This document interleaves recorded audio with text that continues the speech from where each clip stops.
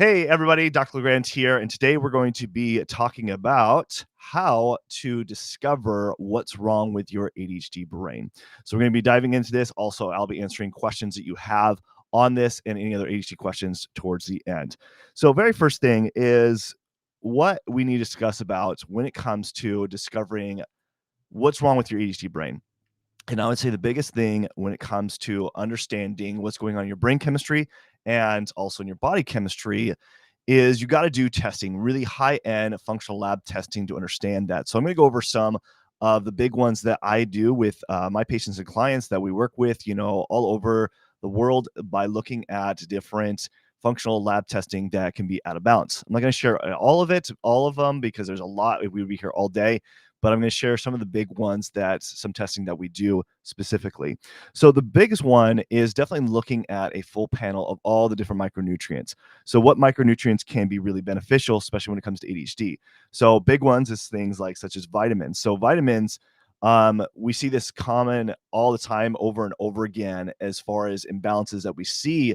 Deficiencies in ADHD is all sorts of different vitamins. Some of the biggest ones, of course, are going to be all your B vitamins. So vitamin B1, vitamin B2, 3, 6, 12, 5, and then of course folate are going to be some of your biggest ones. And this is so important when it comes to ADHD health, because when these are out of balance, guess what? It also contributes to not only neurotransmitter processing, which does contribute to also our dopamine, but it also has a lot to do with our energy and our cells throughout our body. So if you are having a lot of that mental fatigue, this can also contribute to that. Another big ones that we do see, especially with even ADHD, is vitamin C. Vitamin C is also a really critical type of vitamin that helps a lot with also neurotransmitters. And it's also really important for our immune system, which is also important for our overall health. And some other big ones that I do see deficient are vitamin D3 levels, vitamin BD as well. And these really contribute a lot to our mood, our energy, as well as the capacity for our mental energy. And we do see this a lot with ADHD, and something that's really important to implement.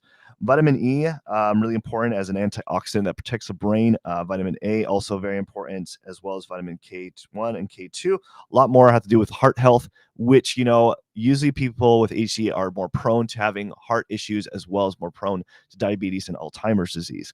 So definitely vitamins is another big one. The next one that's really important to look at is specifically looking at minerals. So I think a lot of people know the importance about magnesium when it comes to ADHD, because magnesium tends to be significantly deficient more people with ADHD than the average person. And magnesium is important not only for the process for neurotransmitters, but also for our cells, also for just is an important electrolyte or mineral that we need throughout our body to even just function. Zinc is another big one that I've mentioned several times on this channel, of how important zinc is when it comes to ADHD, because we also do see zinc tend to be also deficient in ADHD. It's also been proven in research that people with ADHD tend to be more deficient in zinc levels. Also, manganese is another important mineral, along with iron. Iron is definitely something I do. In fact, my very first patient with ADHD had low levels of iron, and that was the biggest change in difference. By just changing that one thing alone, made all the difference in his symptoms. So something that's definitely important to check out. Copper levels are also important when it comes to neurotransmitter. So it's good to look at those. And calcium and chromium levels, are good for also overall health. So it's good to look at everything, and not just the few. The other ones are important to look at is metabolites. So metabolites, especially like different electrolytes, metabolites, sodium, potassium levels, we want to make sure those are adequate, because those are kind of fuel to make sure that our nervous system is functioning, our muscles are functioning properly as well. Choline is also a very important one when it comes to also really with our brain and how it helps. We do see this actually deficient in Parkinson's disease, and we do sometimes see this deficient in ADHD, because it has a lot to do with memory recall, and stuff like that when we see these levels deficient. And then another big one here is amino acids. Amino acids are so important when it comes to our ADHD health, because amino acids are our building blocks to pretty much all different types of proteins. Amino acids are the building blocks to proteins, and so therefore we want to be testing that.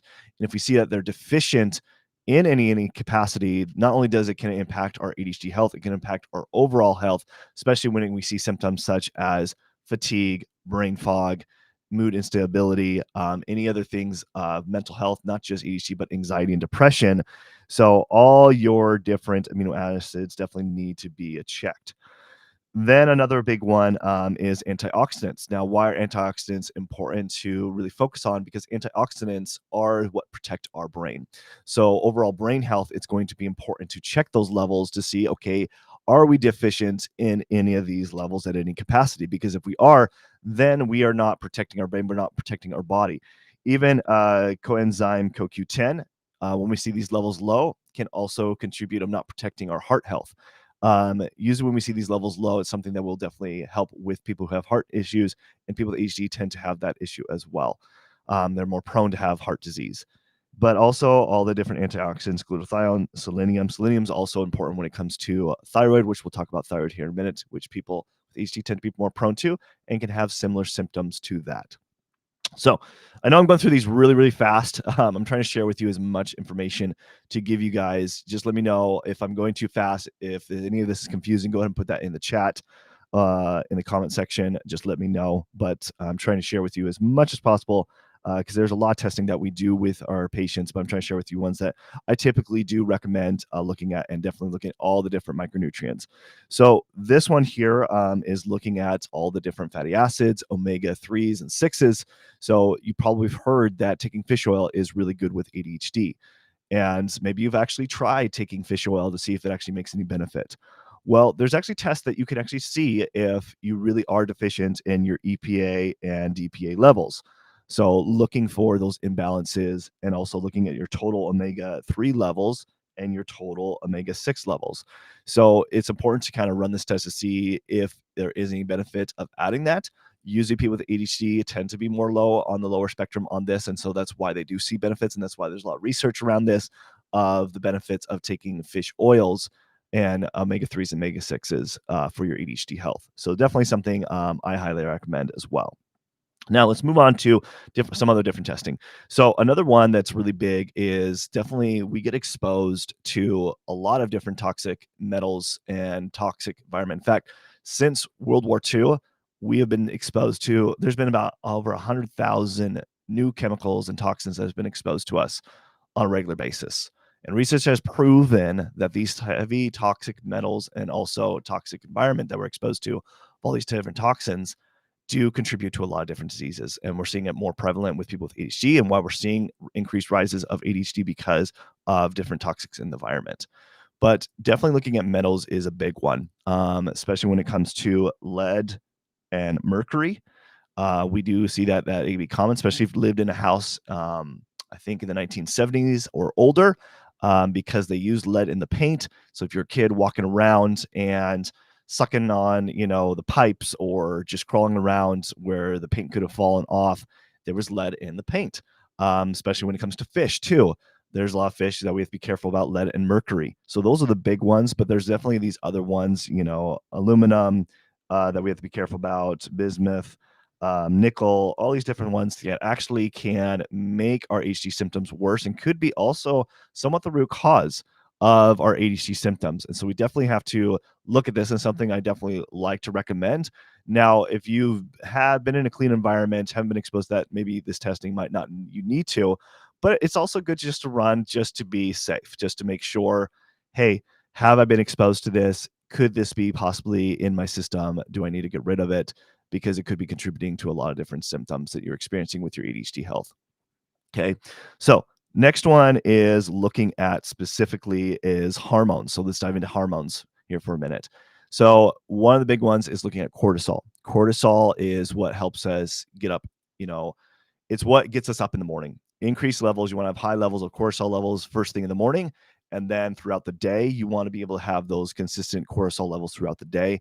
So that way you have not only the energy, but also the mental focus for your energy, for your ADHD throughout the day. So by looking at this, we definitely want to be looking at, 4 intervals of your cortisol levels to see how it's going throughout the day. You definitely want to be in the green zone, but And again, all of these actually are just samples of tests. These aren't any particular patients of mine. I didn't want to share, private information on this. So these are just samples from these testings that I do. And, so example for this, you could be definitely low in the morning, which we do see a lot of people having low cortisol levels in the morning, especially with ADHD. And it also can contribute into the evening. But in a lot of cases, we'll see it drop the very first thing in the morning. I mean, if you're not a morning person, and you're really groggy and tired, like who here is groggy and tired in the morning? Put that in the chat. If you're groggy and tired in the morning, it's possible that your cortisol levels are just really low in the morning. And that's why you can't get up in the morning. You don't have the energy and the motivation and drive to just get up and do things in the morning. So it could be contribution of actually low cortisol levels. So it's definitely something we need to be looking at, specifically something that I see all the time as a problem with people with ADHD by looking at something like this. Then some of the hormones that are really important. I'm sure a lot of you have heard about, estradiol, progesterone, especially for women. We want to look at these levels because definitely hormones can impact our ADHD health, can impact our brain, especially our mood, how we feel, whether we're anxious, more depressed, brain fog. All of these things can come down to also looking at hormones. And you probably have never been tested for these things. And it's really vital to test these things. And a lot of doctors will not test these things because what they're looking for is their job is to make sure to keep you alive. And so they don't look at optimal health. They don't look at, advanced testing, because this is what this provides you, is to have more of that optimal health, to have that more optimal brain, is to make sure I look at all aspects, no stone unturned, right? And definitely testosterone, something really to look at, not only for men, but especially for women, I would say, where we can see these imbalances that can contribute. And the DHEA is actually a precursor that helps build estradiol and testosterone. So if these levels are low, that actually might be the culprit to your low testosterone and estradiol, or the early signs that could be contributing to eventually decreasing your estradiol and also your testosterone levels. So it's important to run those tests as well. Now, another one that I think a lot of you guys have heard me also talk about is the importance of looking at your thyroid levels. So I would say that people with ADHD are more prone to this. I feel like people with ADHD are prone to a lot of different conditions, and thyroid being one of them. Especially if you're a woman with ADHD, you will have a higher tendency. In fact, 1 in 8 women also tend to be diagnosed with a thyroid condition. That's more than actually ADHD. It's 1 in 10 for, at least that's the statistics for kids. 1 out of 10 kids, especially boys, will have a ADHD. Now we're seeing it more prevalent in women with ADHD, but definitely thyroid issues. If you're a woman and have ADHD, there's a very high chance that you probably do have a thyroid issue. Now, if you've had your thyroids checked before, here's the thing. I mean, whether you're male or female, you want to make sure that they're testing for all of them. Most cases, they're just going to test for your TSH. Okay, that's it. And the problem with this, when you're just testing your TSH levels, that only is just your levels that your brain is producing. So TSH stands for thyroid stimulating hormone. So it's something your brain is producing and stimulating the thyroid to communicate with the thyroid to produce thyroid hormones. Now, just because your TSH levels are fine does not mean your thyroid's fine. But it is the most sensitive test, and it's the cheapest, and that's why usually doctors will just run that test and call it good. I like to look at the free T3 and free T4 because those are actually hormones that are being stimulated in your thyroid. Okay. But also, those could be fine. And that's why I like to look at anti-TPO levels. This actually looks at the early stages if you have a thyroid problem.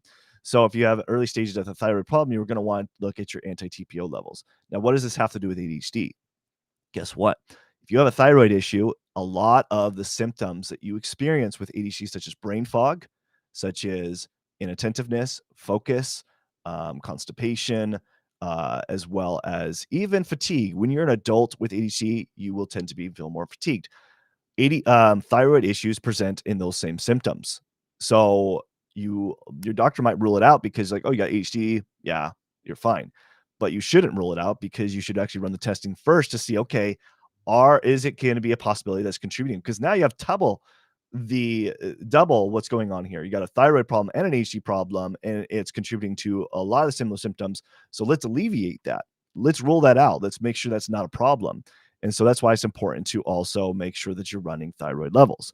So that is actually one test you can get your doctors to run. All these other tests I mentioned, very difficult. Insurances don't usually, in fact, don't really cover any of the other testings that I did mention, but are very vital because especially if you're looking to ways to improve your HD health and have that optimal brain, that's what you got to do.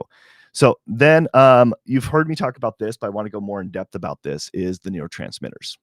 Neurotransmitters and also the amino acids that build those specific neurotransmitters are really important.